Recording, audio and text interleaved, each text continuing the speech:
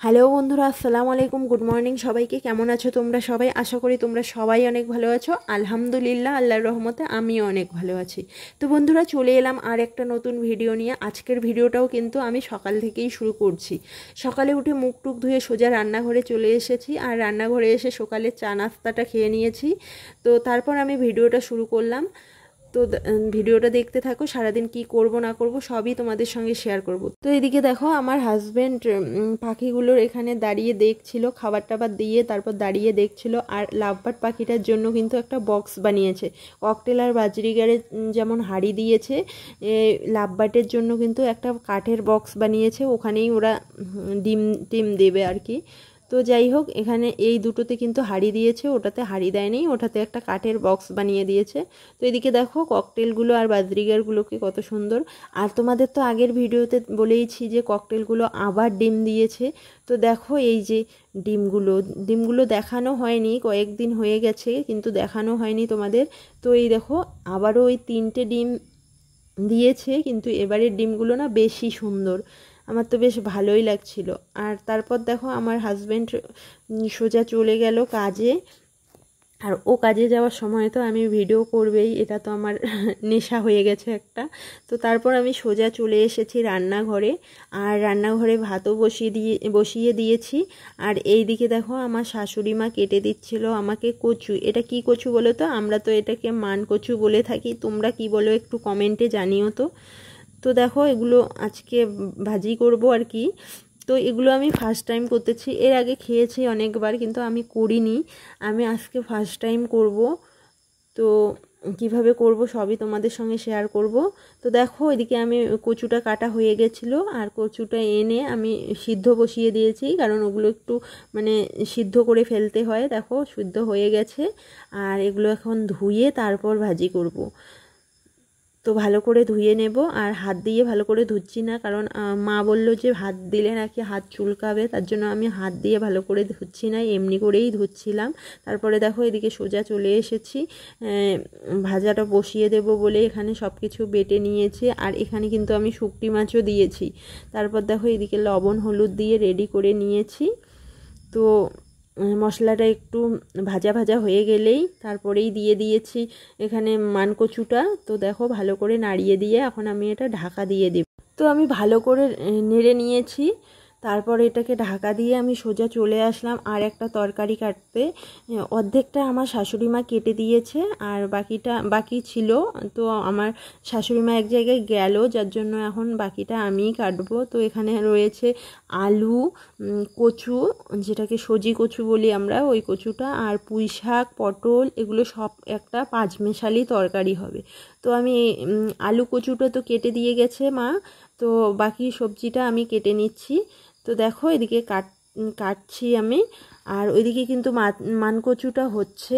তো ওই কচুটা হতে নাকি অনেক সময় লাগে, যেহেতু আমি ফার্স্ট টাইম, আমাকে মাই সব শিখিয়ে দিয়ে গেল।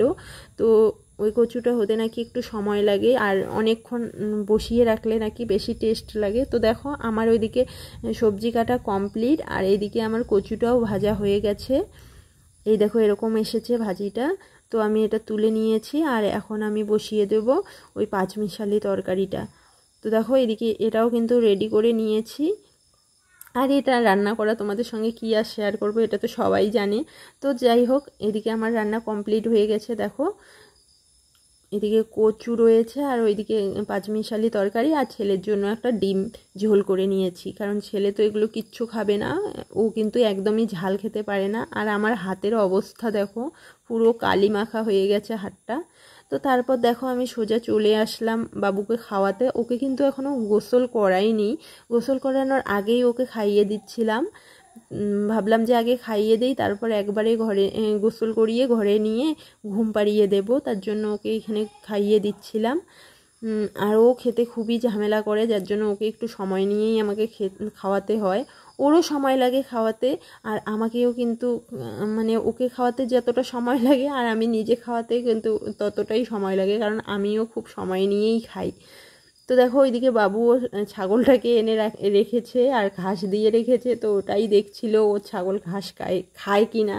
এরকম অনেক গল্প স্বল্প করেই কিন্তু ওকে খাওয়াতে হয়। তো দেখো ফাইনালি কিন্তু আমি ওকে খাইয়ে নিয়েছি আর ওর খাওয়া শেষ। তারপর আমরা মা ছেলে দুজনই গোসল করে নিয়েছি আর ওকে তো খাইয়ে দিয়েছি। তারপর আমি খাবো বলে বাইরে বের হলাম, তারপর হঠাৎই দেখি বাড়িতে দুপুর সময় আত্মীয় চলে আসলো। তো এই দেখো আত্মীয়, 4 জন আত্মীয় এসেছিলো টোটাল। হঠাৎ করেই আসলো, কোনো ফোন টোন করেনি, হঠাৎ করেই আসলো। তারপর তো আর কি, বাবুর ঘুমও হলো না আর আমারও খাওয়া হলো না। তারপর আমি সোজা আবার, যেহেতু আত্মীয় এসেছে আবার তো রান্নাবাড়ি করতেই হবে। তো ঘরে ফ্রিজে মাছ ছিলই, তো ওই মাছ রান্না করে নিলাম। আর এখানে কিন্তু প্রেসারে একটু ভাত বসিয়ে দিয়েছি, যেহেতু আমরা 2-3 জন মানুষের ভাত রান্না করি, সেটা তো আর আত্মীয়দের হবে না। তো আবার নতুন করে রান্না করে নিলাম। তো এখন আমরা সবাই মিলে একসঙ্গে খাচ্ছি, যেহেতু আমিও খাইনি, মাও খাইনি, কেউ খাইনি, কিন্তু শুধু বাবুকেই খাইয়েছি। আর দেখো বাবু কিন্তু আরও এখানে বসেছে, কিন্তু ও পুরো ভাতটা খায়নি, এমনি বসেছে শখেই। তো তারপর খাওয়া দাওয়া করে আত্মীয়গুলো চলেও গেল। তো ওরা কিন্তু একদমই আমাদের বাড়ির উপলক্ষে আসেনি, ওরা অন্য এক জায়গায় এসেছিলো। তারপর যাবার পথে এদিকে ঢুকলো। ওরা বলতে আমি বারবার ওরা ওরা বলছি, কিন্তু কোন আত্মীয় সেটা বলছি না। ওটা হচ্ছে আমার ননদ আর ননদের ননদ, এরা দুজন এসেছিলো আর সঙ্গে 2জন বাচ্চা এসেছিলো, ও ননদের বাচ্চা। তো তারপর দেখো আত্মীয়গুলো চলেও গেছে আর আমরা সোজা চলে এসেছি ঘরে এসে বাবুকে ঘুম পাড়িয়ে দিলাম। আর বাবু কিছুক্ষণ কার্টুন দেখলো টিভিতে, তারপর ওকে ঘুম পাড়িয়ে দিলাম। তো বাবুকে ঘুম পাড়িয়ে দিয়ে কিন্তু আমিও একটু ঘুমিয়ে পড়েছিলাম। আর ঘুম থেকে উঠে দেখি আকাশের অবস্থা দেখো কি অন্ধকার হয়ে গেছে, আর হাওয়া হচ্ছিল অল্প অল্প করে। তো তারপর আর ভিডিও করা সম্ভব হয়নি, কারণ প্রচুর বৃষ্টি এসেছিলো আর কারেন্টও চলে গেছিলো। তো বন্ধুরা ভিডিওটা এখানেই শেষ করব। ভিডিওটা তোমাদের কেমন লাগলো অবশ্যই জানিও, আর যদি কোথাও ভালো লেগে থাকে তাহলে একটা লাইক করে দিয়ে চ্যানেলটাকে অবশ্যই সাবস্ক্রাইব করে দিও আর একটা কমেন্ট করে দিও।